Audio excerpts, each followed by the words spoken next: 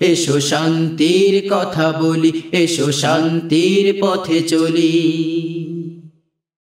বিসমিল্লাহির রহমানির রহিম। নাহমাদুহু ওয়া নুসাল্লি আলা রাসূলিহিল কারীম, আম্মা বাদ। ফাউযু বিল্লাহি মিনাশ শাইতানির রাজীম। বিসমিল্লাহির রহমানির রহিম। ওয়ালা তাকফু মা লাইসা লাকা বিহি ইলম, ইন্নাস সামআ ওয়াল বাসারা ওয়াল ফুআদা কুল্লু উলাইকা আনহু কানা আনহু মাসউলা। সাদাকাল্লাহু মাওলানাল আযীম। এই মুহূর্তে আমাদের প্রিয় মাতৃভূমি বাংলাদেশ সহ সারা পৃথিবীর যে প্রান্ত থেকে আপনারা আপনাদের প্রিয় চ্যানেল আয়ের শান্তির পথে অনুষ্ঠান দেখছেন, আপনাদের সকলকে জানাচ্ছি আন্তরিক শুভেচ্ছা এবং প্রাণঢালা প্রীতি। সুদর্শক, প্রতি বৃহস্পতিবার এ সময়ে আমরা আপনাদের কাছে জীবন ঘনিষ্ঠ এবং সমসাময়িক এবং জীবনের সাথে সম্পৃক্ত প্রয়োজনীয় বিষয়গুলো নিয়ে আমরা আলোচনা করে থাকি। আজকেও আমাদের আলোচ্য বিষয় হলো গুজব ও মিথ্যাচার। এই বিষয়টির উপরে আলোচনা করবার জন্য আমাদের স্টুডিওতে উপস্থিত হয়েছেন বাংলাদেশের পথিতযশা সর্বজন শ্রদ্ধেয় দুজন মুহাক্কিক আলেমে দ্বীন। আসুন আমি তাদের সাথে আপনার পরিচয় করে দিচ্ছি। আমার পাশে আছেন এই বাংলাদেশের খ্যাতনামা একজন আলেমে দ্বীন, মুহাদ্দিস, মুফাসসির এবং ইসলামের যে নামই তাকে ভূষিত করা যায় তার বেলায় শোভনীয় হযরত মাওলানা আব্দুর রাজ্জাক আল আজহারী। আসসালামু আলাইকুম ওয়া রাহমাতুল্লাহি ওয়া বারাকাতুহু। আমার ডানে বসে আছেন এই বাংলাদেশের প্রথম স্তরের 10টি প্রতিষ্ঠানের প্রথম কাতারের যে শিক্ষা প্রতিষ্ঠান, সেই দারুন নাজাত সিদ্দিকিয়া কামিল মাদ্রাসার প্রধান মুফতি এবং ইতিমধ্যে বাংলাদেশের সর্বস্তরের মানুষের কাছে যিনি প্রিয়তা অর্জন করেছেন, কাছের মানুষ হিসাবে যাকে মানুষ আপন করে নিয়েছেন, হযরত মাওলানা মুফতি ওসমান গনি সালেহ। আসসালামু আলাইকুম ওয়া রাহমাতুল্লাহি ওয়া বারাকাতুহু। আপনি কেমন আছেন? জি আলহামদুলিল্লাহ, আপনি কেমন আছেন? আলহামদুলিল্লাহ। শ্রী দর্শক, আপনারা সকলেই জানেন যে গুজব এবং মিথ্যাচার এ দুটো কাছাকাছি। গুজব হচ্ছে যে বিষয়টি বাস্তবতা নেই, এমন একটি বিষয় আমরা যেটাকে ইংরেজিতে বলতে পারি রিউমার। একটা রিউমার ছড়িয়ে দেওয়া হলো যে পদ্মা সেতু করতে গেলে সেখানে 4000 শিশুর মাথা লাগবে। এই যে একটি মিথ্যাচার, এতে দেখা গেল যে অশিক্ষিত মানুষ যারা, তারা কিন্তু তাদের বাচ্চাদেরকে নিজের কোলে নিজের ঘরে আটকে রাখার জন্য তারা প্রাণপণ চেষ্টায় লিপ্ত হলো এবং তারা কোনো মতেই তাদের সন্তানদের কেউ যেন নিতে না পারে, এই জন্য তারা পাহারা দাঁড়িয়ে শুরু করলো। কিন্তু অর্ধশিক্ষিত এবং যারা শিক্ষিত মানুষ তারা বিষয় নিয়ে চিন্তা করলেন যে যমুনা সেতু যখন হয়েছিল তখন তো কোনো শিশুর মাথার প্রয়োজন হয়নি। এই জন্য কিছু বুদ্ধিমান ব্যক্তি তাদের বুদ্ধির কারণে তারা কিন্তু এটাকে গুজব মনে করেছে যে আসলে এটা সত্য নয়। আর একটি সেতু দাঁড় করাতে গেলে সেখানে মানুষের মাথা, শিশুর মাথা প্রয়োজন, এই বিষয়গুলো কতটুকু ন্যাক্কারজনক প্রচার, এটা তো আমরা বুঝতেই পারি। আজকে আমরা আমাদের ফেসবুক সহ যে সমস্ত প্রচার মাধ্যম আছে, মিডিয়া যেগুলো আছে, সেগুলোর মধ্যেও কিন্তু আমরা দেখি কতগুলো আজব কথাবার্তা, গুজব, যে গুজবটি কিন্তু আমাদেরকে বর্তমান সময়কালের এত বেশি যে অতীতের সেই আইয়ামে জাহিলিয়াতের অবস্থা আমাদেরকে জানিয়ে দেয়। যেমনটা হযরত আম্মা জান আয়েশা রাদিয়াল্লাহু তাআলার ব্যাপারে, সে আব্দুল্লাহ ইবনে উবাই ইবনে সুলুল, গ্রেট মুনাফিক, সে তার ইজ্জতের হরণের নামে হযরত সাফওয়ান ইবনে মুআত্তালের নামে একটা রটনা করেছিল, যেটা একটা গুজব ছিল, এটা অন্য কিছু ছিল না। তা আসুন আমরা সেই গুজবের উপরে আলোচনা শুনব। মিথ্যাচার এর সাথে সম্পৃক্ত। আর মিথ্যা তো ইসলাম কখনো পছন্দই করে না। আপনি জানেন আসিদকু ইউনজি ওয়াল কিযবু ইহলিক। সত্য মানুষকে বাঁচিয়ে দেয় আর মিথ্যা মানুষকে ধ্বংস করে দেয়। তো আমরা এই দুটো অংশের সাথেই সম্পৃক্ত আমরা আজকের বিজ্ঞ দুজন আলোচকের কাছ থেকে আলোচনা শুনব।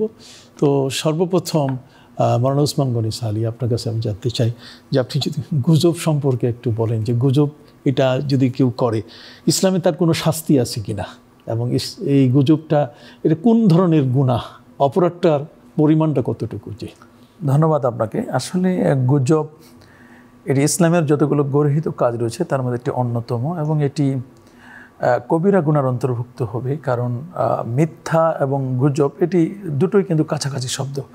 মিথ্যাকে যেমন বলা হয়েছে উম্মুজ জুনুব, সকল পাপের মূল হচ্ছে মিথ্যা, গুজবকেও কিন্তু আমরা কোনো অংশে কম বলার কোনো সুযোগ নেই, বরং মিথ্যার চেয়েও গুজবের মধ্যে যেমন মিথ্যা আছে, মিথ্যার সাথে আরও মানুষের অন্তরের মধ্যে এক ধরনের ওয়াসওয়াসাও কিন্তু রয়েছে। মানে দুটোর সমন্বিত রূপ হচ্ছে মূলত গুজব, যেটার বাস্তবতা নিয়ে আপনি যেমনটি বললেন। পবিত্র কোরআনে আল্লাহ সুবহানাহু ওয়া তাআলা তিনি বলে দিয়েছেন সূরাতুল হুজুরাতের মধ্যে, ইয়া আইয়ুহাল্লাযীনা আমানু ইন জাআকুম ফাসিকুম বিনাবাইন ফাতাবায়ানু, যে তোমাদের কাছে কেউ যদি কোনো মেসেজ বা কোনো সংবাদ নিয়ে আসে, তাহলে এই সংবাদটাকে যতক্ষণ পর্যন্ত তোমরা জাস্টিফাই না করবে ততক্ষণ পর্যন্ত তোমরা এটাকে অ্যাকসেপ্ট করবে না বা বিশ্বাস করবে না। এবং এই আয়াতে কারিমার ব্যাখ্যায় প্যারা নবী রাসূল কারীম সাল্লাল্লাহু আলাইহি ওয়াসাল্লাম তিনি বলে দিয়েছেন, যেটি সহিহ মুসলিমের মধ্যে আসছে, যে কাফা বিল মারই কাযিবান আন ইউহাদ্দিসা বিকুল্লি মা সামিয়া, একজন ব্যক্তির মিথ্যাবাদী হওয়ার জন্য এতটুকুনও যথেষ্ট, সে মুখে যা বলে সেটি মানুষের কাছে পাবলিশ করে বা ছড়িয়ে দেয়, এটাকে সে জাস্টিফাই করে না, এই মেসেজটাকে সে কখনো খুঁজে দেখে না যে এটার বাস্তবতা আছে কি না। আর এমনি তো স্বাভাবিকভাবে পবিত্র কোরআন কারিমের সূরাত বানী ইসরাঈলেও আল্লাহ তাআলা বলে দিয়েছেন, যে এটি আপনি কোট করেছেন, যে কোনো বিষয় যদি আমাদের জানা না থাকে তাহলে সেটার পিছনে আমাদের পড়া ঠিক হবে না। ওয়ালা তাকফু মা লাইসা লাকা বিহি ইলম, যে ব্যাপারে তোমার কোনো জ্ঞান নেই সেই ব্যাপারে সেটার পিছনে তুমি পড়ো না, কারণ ইন্নাস সামাআ ওয়াল বাসারা ওয়াল ফুয়াদা কুল্লুন উলাইকা কানা আনহু মাসউলা, কারণ কঠিন কিয়ামতের ময়দানে এই চক্ষু, কর্ণ, আমি যে চোখ দিয়ে দেখব, যেটা দেখি না আমি, এবং যেটা কান দিয়ে আমি শুনি নাই, যেটা আমি হৃদয় দিয়ে উপলব্ধি করতে পারি নাই, আর সেটাকে যদি আমি অ্যাকসেপ্ট করে নিই, তাহলে এই সম্পর্কে কিন্তু আল্লাহর কাছে আমাকে জবাবদিহি করতে হবে। আমরা জানি যে গুজব এটা একটা মিথ্যা, গুজব নিয়েও আবার গুজব হয়, এক গুজব নিয়ে আরেক গুজব শুরু হয়। তা সমাজের মধ্যে আপনি যেমনটি বললেন যে অনলাইন পোর্টালগুলোর মধ্যে যে কত গুজব ছড়ানো হচ্ছে, তা আপনি তো দু একটির কথা বললেন, এমনি আলেম ওলামাদেরকে নিয়ে গুজব ছড়ায় যে উনি এরকম করেছে, এরকম করেছে, অথবা বই পুস্তক নিয়ে গুজব ছড়ায়, রাষ্ট্র নিয়ে গুজব ছড়ায়। তো এভাবে একজনের পরিবার নিয়ে গুজব ছড়ায়, একজন ব্যক্তিকেন্দ্রিক আটক করে তাকে নিয়ে গুজব ছড়ায়, অথচ একজন জীবিত মানুষকে তারা ফেসবুকে মেরে ফেলে। তো এটা খুবই দুঃখজনক। একজন মানুষ জীবিত আছে অথচ ফেসবুকে তাকে মেরে ফেলা হচ্ছে, এটা কিন্তু একটা গুজব। তার আত্মীয় স্বজন যারা আছে তারা যখন এটা দেখে ফেসবুকে বা অনলাইনে যে আসলে আমাদের অমুকে মারা গেছেন, তারা তো হতভম্ব হয়ে যায়, অথচ তাকে নিয়ে বলা হচ্ছে যে অমুকে মারা গেছে, অথচ তিনি বেঁচে আছেন। এবং এটা সাধারণ শুধু নয়, অসাধারণ। এবং আমাদের দেশের যারা খুব বড় বড় দায়িত্বশীল এবং যারা দেশ পরিচালনার দায়িত্বে রয়েছিলেন তাদের ব্যাপারে এরকম গুজব ছড়ানো হয়, এবং বর্তমান যারা দেশ পরিচালনার দায়িত্বে রয়েছেন তাদেরকে নিয়েও এরকম গুজব ছড়ানো হয়। একটা দেশের স্বাধীনতা সার্বভৌমত্ব নিয়েও গুজব ছড়ানো হয়। তো এরকম গুজব শুধু একেবারে আমি মনে করি একেবারে নিম্ন পর্যায় থেকে নিয়ে উচ্চ পর্যায় পর্যন্ত সব জায়গায় গুজব ছড়ানো হচ্ছে। এতে রিসেন্টলি এসএসসি পরীক্ষা হলো এবং দাখিল পরীক্ষা, কে যেন গুজব ছড়িয়ে দিয়েছে যে না প্রথম দিনের পরীক্ষাটা হবে না। তো এই যে একটা গুজব, তো এই যে গুজবগুলো ছড়িয়ে দেওয়া হচ্ছে, এটা এক ধরনের মিথ্যা, এটা এক ধরনের অপবাদ রটনা। এটা কিন্তু কিয়ামতের ময়দানে আল্লাহর কাছে আমাদেরকে অবশ্যই জবাবদিহি করতে হবে, কারণ একজন মুনাফিকের দপ্তরে তার নামটি লিখে দেওয়া হবে। রাসূল আকরাম সাল্লাল্লাহু আলাইহি ওয়াসাল্লাম বলেছেন যে আরবাউ মান কুন্না ফীহি কানা মুনাফিকান খালিসা, চারটা খাসলাত যার মধ্যে থাকবে ওই লোকটা নির্ভেজাল মুনাফিক। ইজা হাদ্দাসা কাযাবা, যখন কথা বলবে মিথ্যা বলবে। ওই যে উতু মিনা খানা, যখন কোনো কিছু আমানত রাখা হবে খেয়ানত করা হবে। ওই যা আহাদা গাদারা, যখন প্রতিশ্রুতি দিবে তখন ভঙ্গ করবে। ওই যা খাসামা ফাজারা, আর যখন গালি দিবে গালি দিতে গিয়ে বাপ দাদার নাম তুলে গালি দেবে। এটি নিঃসন্দেহে একটা গর্হিত কাজ। ধন্যবাদ, আপনি বড় চমৎকার বলেছেন। আমরা জানতে পেরেছি যে আসলে গুজব এটার মাত্রাটা কতটুকু এবং কি পরিমাণের পরিধি, একেবারে রাষ্ট্র থেকে নিয়ে সাধারণ ব্যক্তি পর্যন্ত, পরিবার থেকে নিয়ে প্রতিটি মানুষকে কেন্দ্র করে এই গুজবের একটা বড় ধরনের বিষয় আছে, এবং যেটা এত গর্হিত, এত নিকৃষ্ট একটি বিষয়, যেটাকে আমরা বড় ধরনের শাস্তির কথা অবশ্যই উল্লেখ করতে পারি। তো আমরা শাস্তির বিষয়টা আরও ব্যাপকভাবে মাওলানা ওসমান গনির কাছে জানব। আমি আল্লামা মাওলানা আব্দুর রাজ্জাক সাহেব আপনার কাছে জানতে চাইব যে বিষয়টা, সেটা হলো আপনি জানেন যে গুজবের যে এই বর্তমান অবস্থা, যেটা আমরা ব্যাখ্যায় শুনলাম, আজকের বর্তমান সময়কালে কিন্তু এই গুজবটা এটা পরিবার কেন্দ্রিক না, এটা একেবারে রাষ্ট্র পর্যন্ত ছড়িয়ে গেছে, শাসক পর্যন্ত ছড়িয়ে গেছে, এবং বিশ্ব পর্যন্ত সর্বত্র এই গুজবের একটা মনে হয় মহড়া চলছে আর কি। তো আপনার কাছে আমি জানতে চাইব যে এর থেকে রক্ষা পাবার উপায় কী? আলহামদুলিল্লাহ, সালাতু ওয়াসসালামু আলা রাসূলিল্লাহ। গুজব এবং মিথ্যাচার এইগুলি যদি চলতে দেওয়া যায়, দেশ ধ্বংস, পরিবার ধ্বংস, সমাজ ধ্বংস। নিশ্চয়ই ইসলামে এইগুলি কমাইয়ে আনবার জন্য, যদি শেকড় সহ উঠিয়ে ফেলা নাও যায়, তথাপিও কমিয়ে আনবার জন্য ইসলামে তো অবশ্যই ব্যবস্থা দেওয়া হয়েছে। আল্লাহর রাসূলের জামানায় এই সমস্ত ঘটনা পরিমাণে এত মারাত্মক না থাকলেও সেখানে এ ধরনের ছিল। বাসুস নামে একজন মহিলা ছিলেন, বাসুস। তো এই বাসুস এত বেশি পরিমাণে গুজব এবং পরনিন্দা মিথ্যাচার ছড়ানোর মাঠে মহিলা হওয়া সত্ত্বেও এত দক্ষ উস্তাদ উনি ছিলেন। এই যে হারবুল বাসুসটা হয়েছিল ওই মহিলার কারণে। তো যখন বলা হতো যে খালা আপনার কাছে এই সংবাদটা বললাম, কিন্তু এটা তো শরিয়াতে হারাম প্রচার করা, তা আপনার কাছে হাতে পায়ে ধরে অনুরোধ করি এটা আর কারোর কাছে বলবেন না, এইটা বলে দিতে হবে। বলে দিলে সন্ধ্যেবেলায় দেখা যাবে মা মিন নাদিন মিন আন্দিয়াতে মক্কা, মক্কা বা মনে করি না ইয়ামান, এই সমস্ত এলাকার যত ক্লাব আছে ঈশার পরে খোঁজ নিয়ে দেখবেন যত লোক জমছে সবার কাছে ওই সংবাদ পৌঁছে গেছে। মানে সে প্রচারের দিক দিয়ে এত বড় দক্ষ ছিল।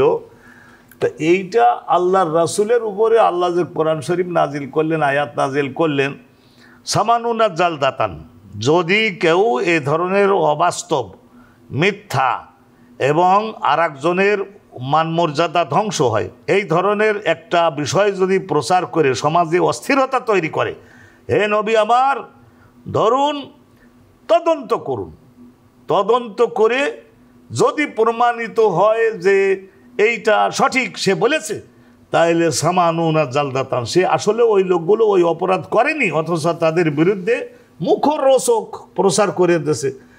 80 বেত তাদেরকে লাগান আপনি, ওয়ালিয়া শাহাদা আযাবাহুমা তায়িবাতুম মিন, আর যাতে বহু সংখ্যক লোকের কাছে সেটা প্রচার হয়ে যায়। প্রচার কেন হবে? যাতে করে ওরা ওই সমস্ত বিষয়গুলি আমাদের এটা মনে হয় আর একটু যোগ করি আপনার সাথে, এটা এই যে 80টা দোররা মারা হবে, এটা কিন্তু আপনি বেতের কথা বললেন, কিন্তু ইসলামের দোররার কথা।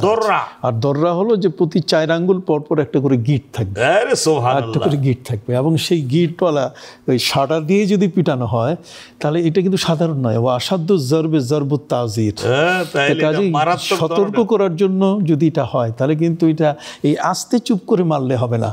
এরপরেও ওয়ালা তাকবালু লাহুমা শাহাদাতান আবাদান, পরবর্তীতে তাদের বিষয়ে একটা সার্টিফিকেট দিয়ে নেটে ছেড়ে দিতে হবে যে এই সালে এই ব্যক্তি বা এই পত্রিকা বা এই ধরনের এই করেছিল এই অপরাধ, তদ্দরুন তাদেরকে আর এত বছরের জন্য তাদের সরকারি বেসরকারি সামাজিক এই মান মর্যাদাগুলো স্টপ করে দেওয়া হয়, তাইলে আস্তে আস্তে কমে আসবে।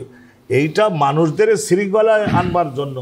আর ওই যে মৌলানা ওসমান গনি সালেহী হুজুর যেটা বললেন যে ফাতাবাইয়ানু, তোমাদের কাছে একটা সংবাদ আসলো আর তুমি সঙ্গে সঙ্গে ওইটারে সমর্থন করে দিলেন নেটে, আর অমনি প্রচার হয়ে গেল আর তোমার লক্ষ লক্ষ, তাইলে তুমি কি দায়িত্ব পালন করলে? একটা অল্প শিক্ষিত লোক।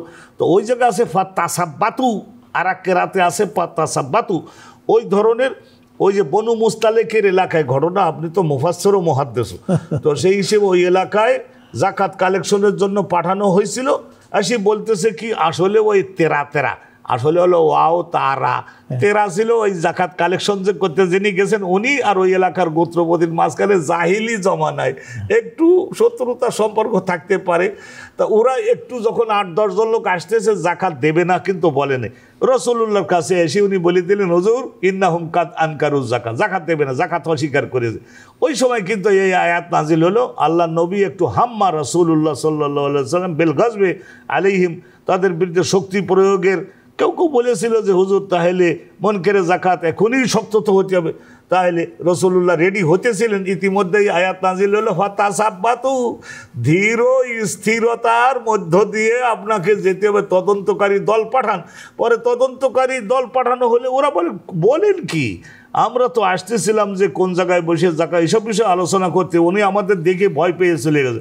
তাহলে কি করতে হবে? ফাতাবাইয়ানু, তোমরা একটু তদন্ত করা ছাড়া অমনি যে আপনি ওই আজকাল ফেসবুক না কি যেটা বলে নাই ওইটার মধ্যে এরকম টিপ দিয়ে দিলে আপনার সঙ্গে যারা যারা জড়িত আছে সব লোকের কাছে এই জিনিসটা পৌঁছে গেল।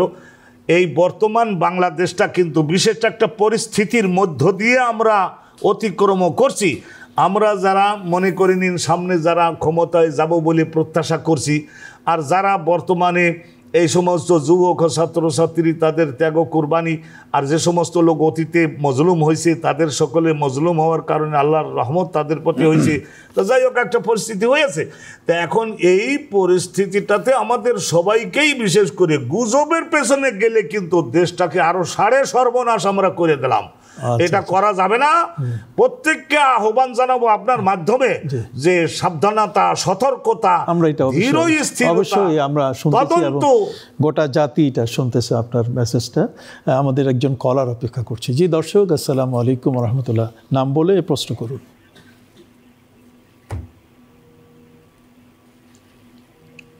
আসসালামু আলাইকুম হুজুর। ওয়া আলাইকুম আসসালাম ওয়া রাহমাতুল্লাহ। জি, আমি মাসুম কুমিল্লা ধর্মপুর থেকে দুটি প্রশ্ন। প্রথম প্রশ্নটি হলো যে দলিল কোরআন থেকে সূরা আহজাব আয়াত নম্বর 40 অধ্যায় 33, সূরা আহজাব আয়াত নম্বর 40, এখানে বলতেছে মোহাম্মদ সাল্লাল্লাহু আলাইহি ওয়াসাল্লাম আল্লাহর প্রেরিত বান্দা ও রাসূল, শেষ নবী।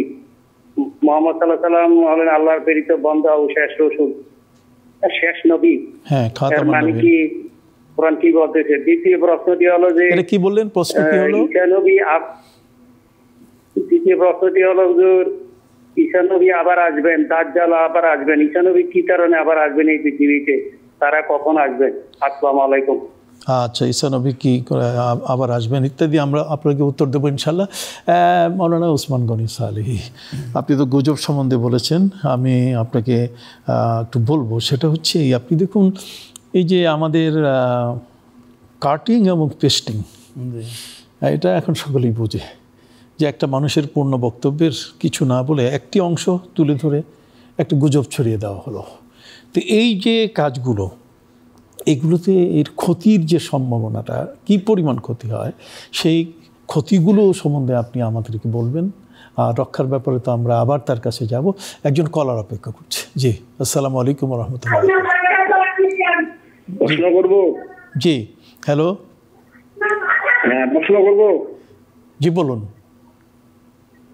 আমার প্রশ্ন হচ্ছে, মিলাদ কিয়াম করতে করতে করতে কেন দাঁড়ায় যায়? ইয়া নবী সালাম আলাইকা, এটা কি বলা যাবে না না যাবে? আচ্ছা, ঠিক আছে, ঠিক আছে, ধন্যবাদ আপনাকে।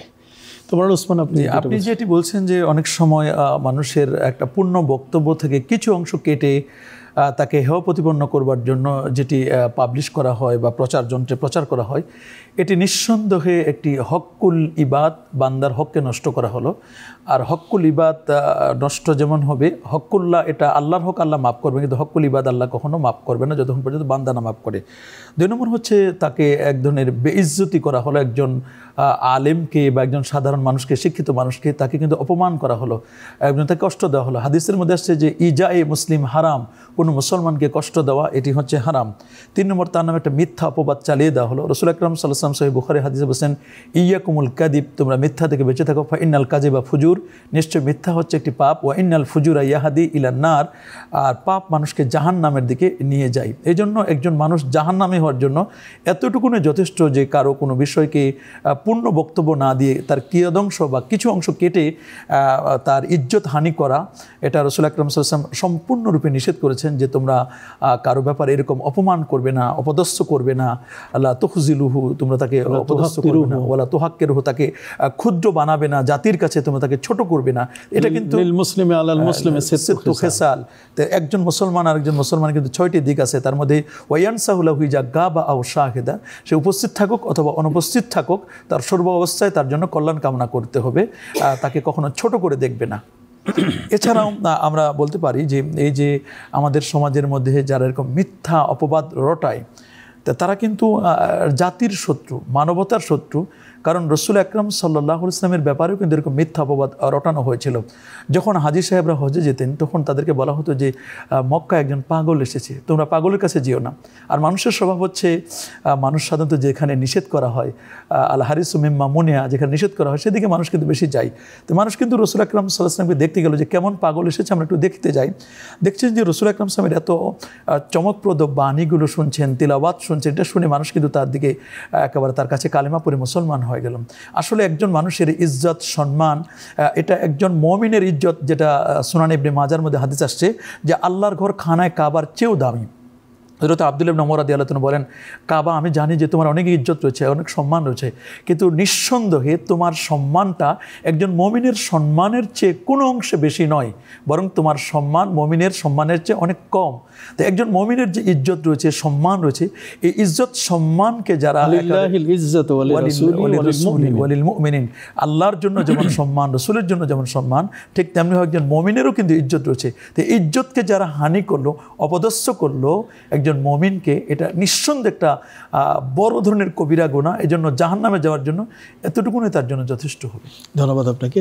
আমরা একটু প্রশ্নের জবাবগুলো দিয়ে আবার আপনাদের কাছে আমরা আসি। আমাদের কাছে একজন ভাই জানতে চেয়েছেন যে মা কানা মুহাম্মাদুন আবা আহাদিম মির রিজালিকুম ওয়ালাকিন রাসূলুল্লাহি ওয়া খাতামান নাবিয়িন, এর দ্বারা কি বোঝানো হয়েছে? যদি আল্লাহর নবী খাতামুন নাবিয়িন, লা নাবিয়্যা বাদা রাসূলিল্লাহ, রাসূলুল্লাহর পরে আর জগতের মানুষদের আল্লাহর বিষয়গুলি শেখাবার জন্য আর দ্বিতীয় কোনো নবী নাই। আল্লাহ রাব্বুল আলামিন যুগে যুগে ওলি সৃষ্টি করবেন, যুগে যুগে লক্ষ হাক্কানি রব্বানি আলেম সৃষ্টি করবেন, তারা সকলে ইসলাম বাস্তবায়ন করবে। এটা তো ঘটনা আমরা সকলে জানি, কিন্তু রাসূলুল্লাহর পরে আর নবী নাই। আর উনি মূল জিজ্ঞাসা করছেন ঈসা নবী আসবেন। আরে বাবা, ঈসা নবী আসবেন, ঈসা নবী আসবেন, তিনি এসে তার নিজের শরিয়াত এই জমানার মুসলমানদের উপরে বাস্তবায়ন করবেন না। এমনকি যখন তাকে সহিহ বুখারীর রিওয়ায়েতে আছে ফজরের নামাজের আজানের সঙ্গে সঙ্গে এই সিরিয়ার আল মানারাতুল বায়দা নামক মসজিদে ছাদের উপরে ফেরেশতাগণ নামিয়ে দিবেন, উনি নেমে আসবেন। তারপরে উনি জিজ্ঞাসা করবেন যে এই সলাতে যোগদান করতে গেলে আমার কি করতে হবে? তো বলছে যে হুজুর, এই শরিয়াত হলো যে 4টা অঙ্গর মধ্যে 3টা ধুয়ে একটা মাথা মোছেও করে উজু করতে হবে, তার মধ্যে 3টা সুন্নাতও আছে, কবজি পর্যন্ত আগে ধুয়ে নিতে হয়, তারপরে গাল পরিষ্কার, নাক পরিষ্কার, এগুলি করতে হবে। তারপরে তা বলছে আপনি ইমামত করুন। তো উনি বলেন না, আমি ইমামতি করবার জন্য আসি নাই, জনগণের মধ্যে বিভ্রান্তি তৈরি হবে, আপনাদের ইমাম ইমামতি করবেন, আমি শুধু মুক্তাদি হওয়ার জন্য আসছি বিশ্ব নবীর সুন্নাত এবং শরিয়াত বাস্তবায়নে, আর এই দাজ্জাল জালেমের মোকাবেলায় কিছু জিহাদের সওয়াব নেবার জন্য আল্লাহর কাছে দাবি জানাইছিলাম, তা আল্লাহই আমাকে আবার পাঠিয়েছেন। কিন্তু উনি নবী হিসেবে আসবেন না, উনি এই রসুলের এবং উম্মত হিসেবে মুক্তাদি হিসেবে আসবেন। কিন্তু প্রশ্নটা আরেকটা যদি হয় এভাবে, আমি দর্শকের কাতার থেকে আপনাকে বলতে চাচ্ছি, সেটা হলো এই যে আমাদের প্রিয় নবী সাল্লাল্লাহু আলাইহি ওয়াসাল্লাম খাতামুন নাবিয়িন, তাহলে ঈসা নবীর আসার প্রয়োজনটা কি? হযরতে ঈসা পয়গম্বর উনি আল্লাহ রাব্বুল আলামিনের কাছে দাবি জানিয়েছিলেন যে সেই জমানার মানুষদের এত বড় বড় দরজা যে আপনি দিলেন, এত বড় বড় দরজা দিলেন যে এক রাতের ইবাদত 1000 মাসের ইবাদতের চাইতে বেশি দিলেন। কল হু আল্লাহ সূরা একটু পড়লো, 3 বার পড়লে 1 খতম কোরআনের সওয়াব দিলেন। এই সমস্ত যে আপনি তাদের দিলেন, তাহলে আমাকে এই জমানার নবী না বানাই ওই জমানার বিশ্ব নবীর উম্মত বানাতেন, আমি বরং সেইটাতে বেশি আনন্দিত। বড় চমৎকার আপনি বলছেন। আসলে বিষয়টা আমরা উপলব্ধি করি না দর্শক, যে বিষয়টা শেষে আসলো আর কি, সেটা হলো যে ঈসা আলাইহিস সালাম সহ অন্যান্য নবী কিন্তু আল্লাহর কাছে আবেদন করেছেন যে আমাদের নবী না বানিয়ে আমাদেরকে তার উম্মত বানিয়ে দেন। ঈসা আলাইহিস সালামের ক্ষেত্রে কিন্তু উম্মত হিসেবেই তিনি আগমন করছেন। এই যেমন একটা আছে, আরেকটা হচ্ছে যে আমরা আমাদের প্রিয় নবী সাল্লাল্লাহু আলাইহি ওয়াসাল্লামকে ভালোবাসলে আগামী সেই আখেরাতের জীবনে তাকে পাওয়ার ব্যাপারটা, এটা কিন্তু আমাদের জন্য কিন্তু সহজ। এই বিষয়গুলো কিন্তু আমাদের এক একটি প্রশ্নের উত্তর দিয়ে আমাদেরকে এগিয়ে দিচ্ছে। তো যাই হোক, আমি এখন মৌলানা ওসমান গনি সালি আপনার কাছে জানতে চাবো, আর ফোন আছে, আমরা ফোনটা নিয়ে নেই। জি কলার, আসসালামু আলাইকুম রহমতুল্লাহ। দর্শক আপনার পরিচয় দিয়ে প্রশ্ন করুন। আসসালামু আলাইকুম। ওয়ালাইকুম সালাম রহমতুল্লাহ। হুজুর, আমার দুটো প্রশ্ন আছে। জি। একটা প্রশ্ন হচ্ছে যে আমার ছোটবেলায় মা মারা গেছে, 10 থেকে 11-12 বছর বয়সে বাবা মারা গেছে, কিন্তু আমার বন্ধু বান্ধবরা সবাই তো মা বাবার স্বপ্ন দেখে, কিন্তু আমি কোনোদিন এই পর্যন্ত স্বপ্ন দেখি নাই। যে বিয়ে করে দেখছিলাম তাও হয়তো অশান্তি, মানে শান্তিতে নেই, এই ধরনের স্বপ্ন দেখছিলাম আমি। আল্লাহর কোরআন বা হাদিসে কি মা বাবার স্বপ্ন দেখে যে ধরনের কোনো কিছু করার মতো আছে কিনা? আচ্ছা, তারপর আরেকটি প্রশ্ন। নাম্বার আমার দ্বিতীয় প্রশ্নটা হচ্ছে হুজুর, যে কোনো মানুষ নামাজের টাইমে দেখা যেতে যে কোনো কারণবশই হঠাৎ মানে শরীর অপবিত্র, যে তার আশপাশে কোথাও কোনো গোসল করার বা উজু করারও কোনো ইয়া নাই, সে অবস্থায় কি নামাজ করা যায় কিনা? এই দুটোই প্রশ্ন আমার। কি এই উজু ছাড়া অবস্থায়? জি, আসসালামু আলাইকুম। আচ্ছা, আপনি অপেক্ষা করুন, আমরা দিচ্ছে। হ্যাঁ, আমার ওসমান গনি সালেহী আমাদের কাছে একজন জানতে চেয়েছেন যে আমরা মিলাদ এবং কিয়ামে ইয়া নবী সালাম আলাইকা বলে থাকি। তো আজকাল আমরা দেখতে পাচ্ছি কিছু ফেসবুক বা ইউটিউবার তারা কিন্তু এটা প্রচার করছে যে ইয়া নবী সালাম আলাইকা, এটা কখনো এটা বলা যাবে না, এটা বলার কোনো প্রয়োজন নাই, এটা কোনো কেতাবে নাই, এটা কোনো কাগজে কেউ দেখাতে পারবে না, এই ধরনের কিছু কথাবার্তা, বিভ্রান্তিকর কথাবার্তা ছড়িয়ে দিচ্ছে। আপনার এই ব্যাপারে মত কি? আমরা প্রথমে বলবো যে রসুল আকরাম সাল্লাল্লাহু আলাইহি ওয়াসাল্লামের যে জন্মবৃত্তান্তের বিষয়টি, এটি খোদ ইমাম ইবনু হাজার আসকালানী রহমতুল্লাহ 852 হিজরির একজন আলেম, যিনি ফতহুল বারি আলা শারহে সহিহুল বুখারী লিখেছেন, তিনি এবং তারই প্রিয় শাগরেদ ইমাম সাখাবি 902 হিজরি আলেম, তার লেখা বিখ্যাত কিতাব আল আজবি বাতিল মারদিয়া, এই কিতাবের 1718 এবং 19 পৃষ্ঠার মধ্যে লিখেছেন। এবং ইমামের শিহাবুদ্দিন কাস্তালানী রহমতুল্লাহ আলাইহি তার আল মাওয়াহিবুল্লাহ দুনিয়ার মধ্যে তিনি এই বিষয়টি এনেছেন। এবং আল্লামা জালালউদ্দিন সুয়ুতি হুসনুল মাকসিদ ফি আমালিল মাউলিদ এবং আল হাবিউলিল ফাতাওয়া, এই চারজন বড় বড় ইমাম এবং মুজতাহিদ ইমাম, এবং ইমামে তবরানি তার আল মুজামুল কাবিল তবরানির মধ্যে উল্লেখ করেছেন যে রসুল আকরাম সাল্লামের বেলাদাতের বিষয়টি এটি সহিহ বুখারী এবং মুসলিম এই হাদিসগুলো দ্বারা প্রমাণিত। রসুল আকরাম সাল্লামের জন্মবৃত্তান্ত আলোচনা করা, তো জন্মবৃত্তান্ত আলোচনা করতে গিয়ে এক পর্যায়ে রসুল আকরাম সাল্লাম পৃথিবীতে যে শুভাগমন করলেন, শুভাগমনের বিষয়টি বলতে গিয়ে খুশিতে আমরা এক পর্যায়ে দাঁড়িয়ে যাই ওয়ালাম্মা তাম্মা মিন হামলিহি বলে, যেটি মাউলুদে বারজেনজির মধ্যে ইমাম বারজেনজি রহমতুল্লাহ আলাইহি ওয়ালাম্মা তাম্মা মিন হামলি এটি উল্লেখ করেছেন। এবং এক পর্যায়ে আমরা নবীকে সালাতু সালাম পেশ করি, ইয়া নবী সালামু আলাইকা, ইয়া রাসূল সালামু আলাইকা। হ্যাঁ, যদি এই শব্দে যদিও হাদিসের মধ্যে নেই, কিন্তু ওলামায়ে কেরাম তো এই শব্দে ব্যবহার করেছেন। বিশেষ করে আল্লাহ পাক রব্বুল আলামিনের ওয়ার্ডার হচ্ছে ইয়া আইয়ুহাল্লাযিনা আমানু, হে ইমানদার বান্দাগণ, সাল্লু আলাইহি, তোমরা নবীর প্রতি সালাত পড়ো, ওয়াসাল্লিমু তাসলিমা, তোমরা তাকে যথাযথভাবে সালাম দাও।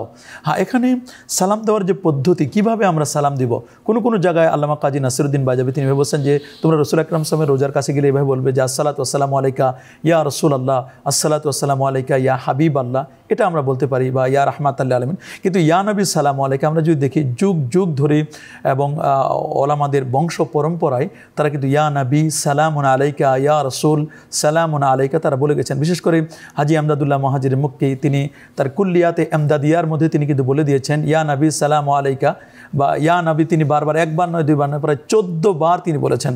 তারপর আমরা দেখলাম যে কিছুদিন আগে আমাদের একজন মুফাসসির মারা গেলেন বাংলাদেশের, তো তাকে দেখলাম যে তাকে স্মরণ করতে গিয়ে তার নাম ধরে তার প্রতি সালাম পড়লো। এর আগে দেখলাম যে একজনে তার নামে ধরে সালাম পড়ছে। ইভেন আমরা শাইখুল হাদিস আল্লামা আজিজুল হক সাহেব, উনি যে বুখারী শরীফ অনুবাদ লিখছেন, সেখানেও কিন্তু এই কথা লেখা আছে ইয়া নবী সালামু আলাইকা, ইয়া রাসূল সালামু আলাইকা। যুগ যুগ ধরে এটা কিন্তু প্রমাণিত রয়েছে। এবং রুহুল বায়ানের মধ্যে, তাফসীর রুহুল বায়ানের মধ্যেও ইয়া নবী সালামু আলাইকা, ইয়া রাসূল, এইভাবে কিন্তু সাহাবা ইকরাম নবীজিকে ইয়া নবী বলে ডেকেছেন, ইয়া নবী আল্লাহ বা ইয়া রাসূল আল্লাহ বলে ডেকেছেন। এটা আছে। আপনার কাছে খুব সংক্ষিপ্ত, আমাদের সাথে সময় নেই, সেটা হচ্ছে যে আমাদের ভাই তিনি বললেন যে বাবা মারা গেছেন, প্রায় 10 বছর বাবা মারা গেছেন, কিন্তু স্বপ্ন উনি দেখেন না, আবার স্বপ্নে দেখলে একটু অশান্তিতে আছেন, এ ব্যাপারে কি করণীয় যদি আপনি 2 সেকেন্ড? আপনি সূরা ইখলাস 3 বার পড়ে তেলাওয়াত করে সওয়াবটা আপনার মরহুম বাপের নামে ইসালে সওয়াব করতেই থাকুন 40 দিনের মধ্যে আলহামদুলিল্লাহ আপনার আব্বার সঙ্গে আল্লাহ রাব্বুল আলামিন খাবে স্বপ্নে আপনার জিয়ারত করাইয়ে আপনার শান্তি দিয়ে দিবেন। ওসমান গনি সালেহী এক ভাই বলছেন যে উযু ছাড়া কোনো নামাজ কি হয়? আল্লাহ তাকবালুস সালাহ বেগাইরি তুহুরিন, রাসূল আকরাম সাল্লাল্লাহু আলাইহি ওয়াসাল্লাম বলে দিয়েছেন যে কোনো নামাজ আল্লাহর দরবারে কবুল হবে না উযু ছাড়া। শুধু দর্শক, আমরা এতক্ষণ আমাদের 2জন পণ্ডিত ব্যক্তি যারা ইসলামের স্কলার, আমরা তো অনেক স্কলারের নাম শুনি, কিন্তু সেই স্কলারগুলো তো অনেক সময় এমন কথা বলে বসেন যারা সারা পৃথিবীতে এক তোলপাড় সৃষ্টি হয়। কিন্তু প্রকৃত অর্থে আপনারা বিশেষ করে যে 2জন আজ আমাদের মাঝে আছেন, অত্যন্ত সহি আকীদা এবং অত্যন্ত শান্ত মেজাজে আমরা তাদের কাছ থেকে গুজব এবং মিথ্যাচার সম্পর্কে আমরা জানতে পারলাম। হ্যাঁ, আমরা অবশ্যই এটা বলবো যে গুজব হচ্ছে এই মিথ্যাচারের চেয়েও কিন্তু আরও বড় ধরনের গুনাহ। একজন ব্যক্তি মিথ্যা বলল, যেমন ওসমান গনি সালেহী বলেছেন কাফা বিল মারই কাযিবান ইউহাদ্দিসা বিকুল্লি মা সামিআ, তার মানে একজন ব্যক্তি যেটা শুনে নাই সে বা যেটা জানে না কিন্তু প্রচার করলো, অথবা যা শুনছে কোনো যাচাই বাছাই না করে সে প্রচার করলো। তো এই বিষয়গুলো কিন্তু আজকে আমাদের সমাজের মধ্যে অহরহ হচ্ছে। আপনি দেখবেন ঘটক বিবাহের ঘটকালি করছে, সেখানেও এমন কিছু কথাবার্তা বলছে যেটার কোনো বাস্তবতা নেই, হয়তো অথচ দেখা যায় যে পরবর্তীতে এটা নিয়ে ঝগড়া হয়, মারামারি হয় এবং এটা নিয়ে কলহ বিবাদের পরে পাশাপাশি বিচ্ছেদ পর্যন্ত ঘটে যায়। তা আমাদের সমাজের মধ্যে সবচেয়ে বড় আমাদের ফেসবুক সহ ইউটিউব যারা পরিচালনা করেন তাদের সতর্ক থাকা উচিত। তাদের কথা দ্বারা হাজার হাজার গুনাহ হচ্ছে, তাদের বেঁচে থাকা প্রয়োজন। আসুন আমরা গুজব এবং মিথ্যাচার থেকে বেঁচে থাকি। আসসালামু আলাইকুম ওয়া রাহমাতুল্লাহি ওয়া বারাকাতুহু।